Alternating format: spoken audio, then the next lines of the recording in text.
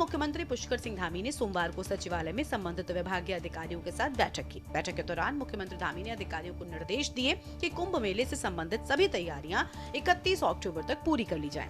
साथ ही कुंभ की आवश्यकताओं को देखते हुए सभी प्रकार के निर्माण काम भी तय समय के अंदर पूरे हों। यही नहीं, निर्माण से संबंधित कामों की गुणवत्ता का भी विशेष ध्यान रखा जाए।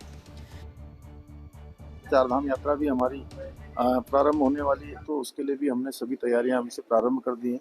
सभी हमारे स्टेक होल्डर जितने भी चारधाम तीर्थ से जुड़े हुए लोग हैं, व्यवसाय से जुड़े हुए हैं, होटल वाले हैं, अन्य लोग हैं, सभी के सुझाव लेकर हम इस बार और अच्छा हमारा चारधाम हो और अच्छा लोगों के लिए सुविधा हो, एक अच्छा अनुभव सबके लिए कर रहे हैं। सर, देखिए, कुंभ की तैयारियों को लेकर लगभग 6-7 महीने पहले से ही इसकी बैठकें शुरू हो गई थी और माननीय मुख्यमंत्री जी की अध्यक्षता में आज एक काफ़ी बड़ी बैठक हुई थी, जिसमें कुंभ क्षेत्र में आने वाले जो भी हमारे विधानसभा क्षेत्र हैं, उनके सभी सम्मानित विधायकों को भी माननीय मुख्यमंत्री जी ने बुलाया था और मुख्य सचिव महोदय और सभी वरिष्ठ अधिकारियों की मौजूदगी में ये बैठक हुई थी।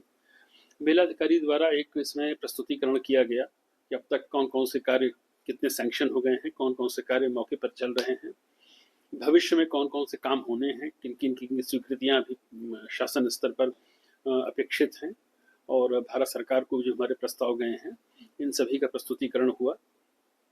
माननीय मुख्यमंत्री जी ने 3-4 बहुत ही महत्वपूर्ण निर्देश दिए हैं। एक तो उन्होंने ये निर्देश दिया है कि जो भी कुंभ के कार्य चल रहे हैं, उसमें गुणवत्ता सर्वोच्च प्राथमिकता है और उसमें किसी भी तरह से कोई समझौता उससे नहीं किया जाएगा।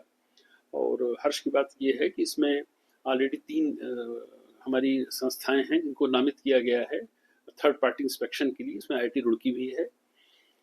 जो भी मेला क्षेत्र में आने वाले पुल हैं, मुख्यमंत्री जी ने उनकी सिक्योरिटी ऑडिट के लिए भी बहुत ही सख्त निर्देश दिए हैं, क्योंकि बड़ी संख्या में लोगों का आगमन होगा, तो पुल किस स्थिति में है, उनमें अगर कोई काम होना है तो उसको भी प्राथमिकता के आधार पर करने के निर्देश दिए हैं।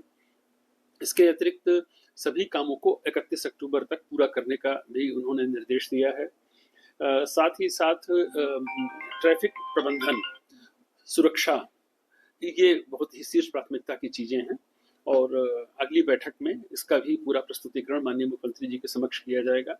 माननीय मुख्यमंत्री जी ने मुख्य सचिव महोदय को भी यह कहा है कि इसकी अब हर 15 से 20 दिन पर एक समीक्षा बैठक उनके स्तर पर भी हो और अगली बैठक जो भी कुंभ मेले के संबंध में माननीय मुख्यमंत्री जी द्वारा की जाएगी, वो जनपद हरिद्वार में की जाएगी। उद्देश्य केवल यही है कि मेला हमारा भव्य हो, दिव्य हो और सुरक्षित हो। यह निर्देश उनके द्वारा दिए गए हैं।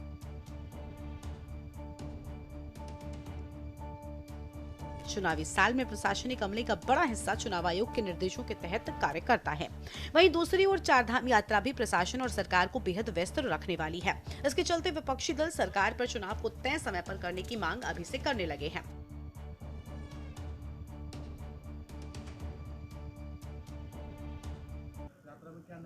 देखिए, हमारे प्रदेश का सौभाग्य ये है कि हमारे प्रदेश की जनसंख्या कुल 1,25,00,000 है और जो पिछले वर्ष में जो हमारे पास जो पर्यटक आए हैं, चाहे वो धार्मिक पर्यटन हो, चाहे सामान्य पर्यटन हो, चाहे वो साहसिक पर्यटन हो, जो हमारा जो यहाँ पर जो लोग आए हैं, जिस तरह से लोगों आना जाना रहा है, वो लगभग 6 करोड़ है।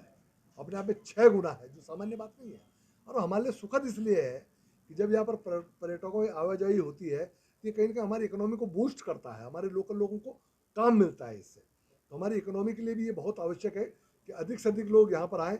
लेकिन हाँ, ये चुनौती ज़रूर है कि जब लोग यहाँ पर ज़्यादा आते हैं, लोगों का आना, फ्लोटिंग पॉपुलेशन बढ़ती है, तो हमको वो अवस्थापना सुविधाएं जो उनको देनी है, वो हमारे ऊपर एक दबाव आता है। उसके लिए हमको लगातार काम करना पड़ता है। लेकिन अगर हम उससे बेहतरी की उम्मीद करते हैं तो हमको बेहतर करना भी पड़ेगा। उस पर हम लोग आगे बढ़ रहे हैं।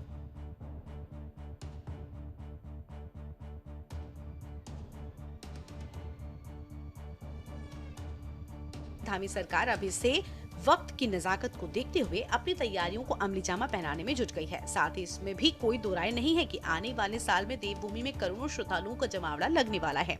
ऐसे में सरकार और प्रशासन के लिए बड़ी चुनौती करोड़ों श्रद्धालुओं की व्यवस्था है, ताकि देवभूमि में आए करोड़ों श्रद्धालु कोई गलत संदेश न ले जाएं।